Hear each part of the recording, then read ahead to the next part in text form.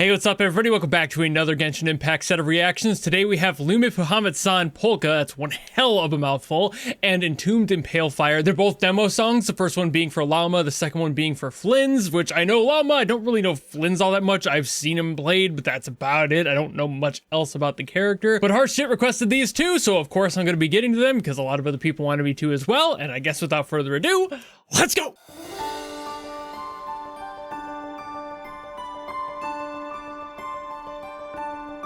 I wonder if it's actually going to be Polkka. That'd be hilarious. So far, it doesn't sound like it.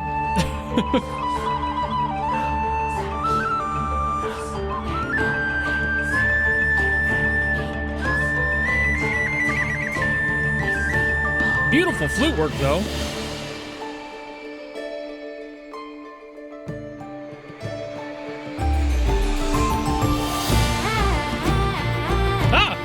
I mean, I knew it was Llama, and the vibe here is definitely not cry.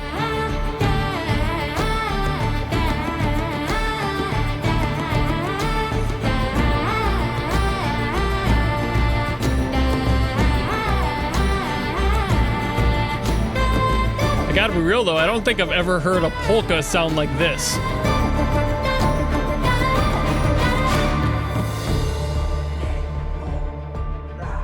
If this is Nod Cry's Polkka, they've got one hell of a sound.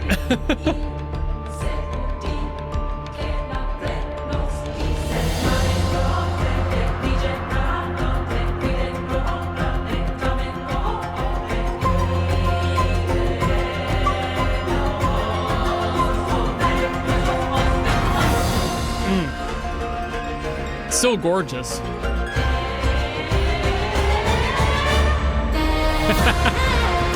That was fun.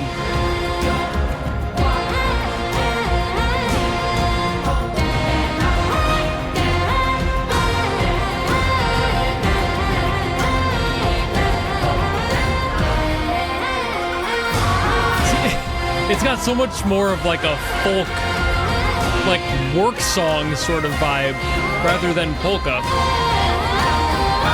So it's probably only that in name. It's so intense.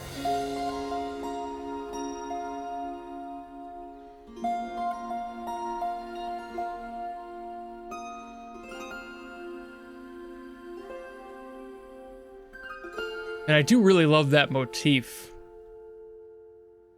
That like main motif of the melody is just really gorgeous. I mean, like I said, beautiful. But polka?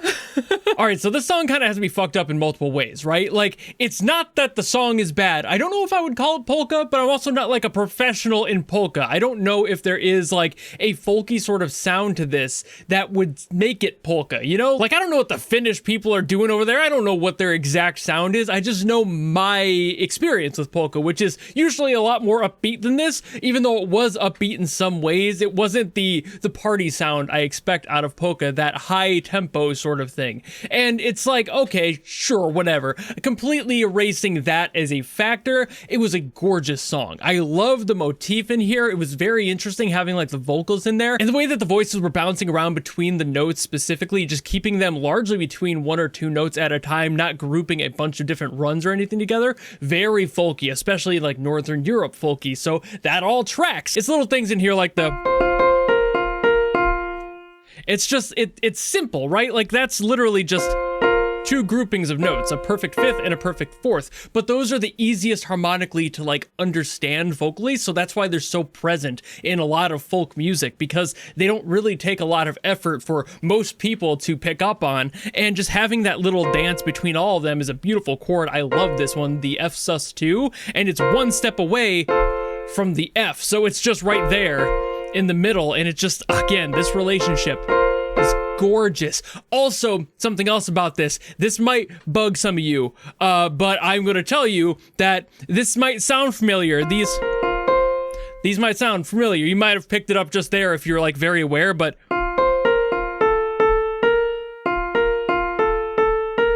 yep, same exact notes between that F and that F sus2. There you go. And now you know how to play that song. I mean, like, that bugged me. That was one of the reasons that the song kind of fucked me up. I'm like, are you kidding? The Undertale. Get out. Get out. Get the fuck out of here. Different game. I mean, it's going to happen. You know, you're going to have crossovers and everything. It was just hilarious. It's literally those exact same sets of notes. There's no difference between those two sets, and it's like, what the fuck? So again, just kind of screwed me up there hearing that, and I'm like, wait a minute, I see you there, Toby, get the hell out of my goddamn Genshin. But putting all that aside, this is a gorgeous sound. I love what they did with the voices, like I mentioned. I love how they let that expand, and even though I'm not sure exactly what the point of calling this a polka is, that doesn't mean it's not. It just means that I might be missing a chunk of experience in that field where I'm not understanding where this correlates as a polka specifically. But I wouldn't be shocked if there were like more like traditional folk styles that weren't the more standard polka that we all know, you know? Again, I'm not a pro here. It's not like I've gone to Finland or Deutschland and like tried to figure this shit out and listen to it all the time. It's just something that I know of, and this is kind of different. So I'm like, whoa, where is that? We can all learn no matter who we are and when we are. It's always something to expand your experience a little bit, and this song does that for me because I'm like, whoa, now I need to go hear more polka because I might be missing an entire subsection of folk music that I was not aware existed. Given my experience with polka specifically, this isn't it. But kind of back on that main motif there, I love that boo dee doo bee doo bee doo. It's so cyclical, and that's something that is super present in a lot of these folk songs because that's exactly how you get people to understand stuff. You keep it simple, you keep it cyclical. People can understand to go from point A to B and then back to A. You don't have to go through the whole alphabet to be able to rap back to that first letter. You could just stick on 1 or 2 or 3 max, and that is going to make people go, ah, here we go. Now I understand what we're doing. So that's why a lot of those bouncing between a couple of notes is a really, really popular thing to do in older style music because these people aren't professionally trained musicians. They don't know how to do all that shit. They don't know how to do acrobatics and gymnastics with their voice. Most of them are just random people. That's where folk music comes from. The folks, you know, the people who make it. A lot of them are not professionally trained in any way, shape, or form. They just made stuff because they wanted to, and that's exactly why it's folk music. So having things like this that are more simple is exactly how you get people to sing it at the bar, and you're just like, hey, I came up with something, hear me out. There you go. Now it's going to spread like wildfire and become like a tradition for people to sing it at different points in time, different times of the year. That's how folk music do. So at least as far as that essence goes, they definitely made something that feels gorgeously folky, and I love the balance of it, and I love how it carries itself through, but I'm still trying to figure out how it's polka specifically. But again, that's kind of a side note. Still a really beautiful song, and I love what they did with it. It just has this majestic flightiness that doesn't feel familiar to polka in my experience, but again, I don't know exactly if I am missing something there, but this definitely wants to make me figure it out. So I'm going to listen to the other song now and get off of this one because I feel like I'll just keep repeating that same idea because I was shocked to the point where I'm like, whoa, what the hell is this? This is new. So I'm going to listen to Entombed now, and I guess without further ado, let's go. Ooh. I mean, I know it's a different character entirely, but like, oof. That is quite the difference. Don't mind me adjusting my microphone.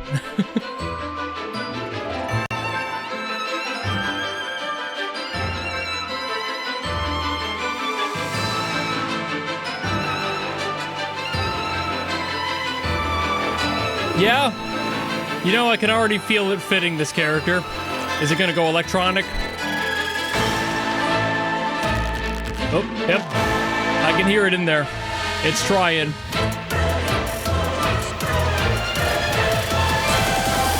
Yep.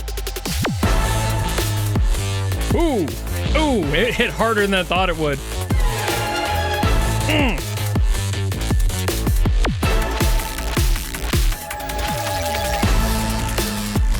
Dracula in the club, bro. Goth step. Are you kidding me?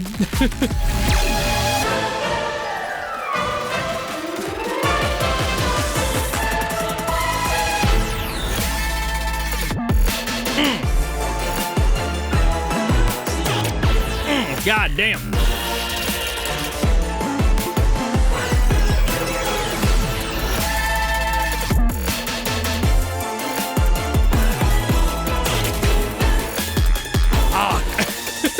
The harpsichord just kind of diddling around out there. Oh, this is sick.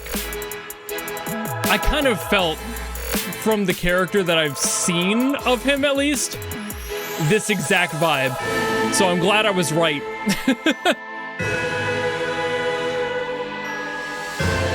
Somebody with that dark gothic traditionalism, but a little bit more spice. Man. Whew. I was bobbing my head so hard I think I baroque it.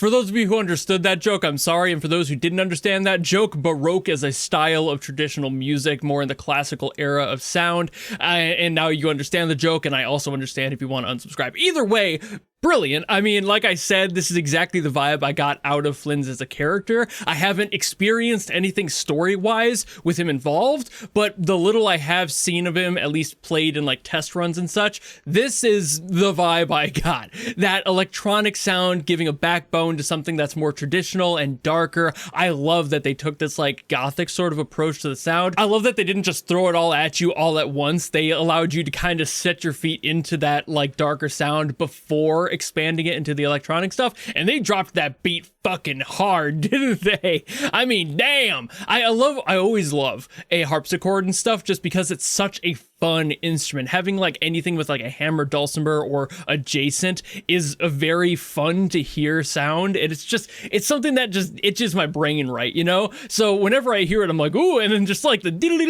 just kind of diddling around on it is exactly how you should use something like a harpsichord in this context. You don't necessarily want it to be the main instrument. You want it to be like just bass notes, like setting down a couple chords here or there, keeping some body underneath it, just striking you, while also having a little bit on the top end just to keep your ears in check, basically, just to keep you around while the rest of the song is starting to build itself around that. And again, the body of this one, the gothic body of this sound is so gorgeous. They really had a fun time adding like the vocal stings in there and just all these other layers that made it feel so much more deep. The song itself, obviously in a completely different sound and key from the Llama one. Not that I expected it to be the same thing at all, because I don't think those characters are related in any way, shape, or form. I could be wrong there, but I don't think they are. At least in sound, definitely not. Definitely completely different ideas of who they are as people. So I'm assuming that you don't meet them in the same area or the same situation, you know? Maybe Flynn's is a Nod Cry character. I haven't experienced him, so he could be from anywhere as far as like later in Fontaine to Natlin that I just have not experienced. Maybe he's from another region and is like specific only to their character stories, because I know that's true for a few people. But either way, brilliant sound. Love the dark energy on there. There's not much I'm gonna say on the theory like I did with the Llama one, just because I mean, it's Baroque, it's classical Gothic, it's that, you know, there's not much more that's really debatable or discussion worthy on that end. If you look up anything, you'll get this sort of like an intense cinematic sound a lot of the time from older music like that. That's kind of the core of it. So there wasn't anything that like confused me when I heard this or made me want to like really dig into it and sink my teeth into the theory of it. It's exactly what I expected, and the electronic bits were just fucking chef's kiss. A little cherry on top, made it sound so much more alive and modern, and kept that character's idea really solidified. Like I said, this is exactly the sound I expected out of that character, so that shows you how good of a parallel it is for said character. But I think I'm going to end the video here, so thank you all so very much for watching. If you enjoyed this video and you want me to get to something else, by all means, drop in the comments below, and I will do my best as always to get to those. But maybe if you don't want to do that and you just want to follow me and support me for more stuff coming in the future, you know how to do all that, and I'll see all of you in the next video. Goodbye!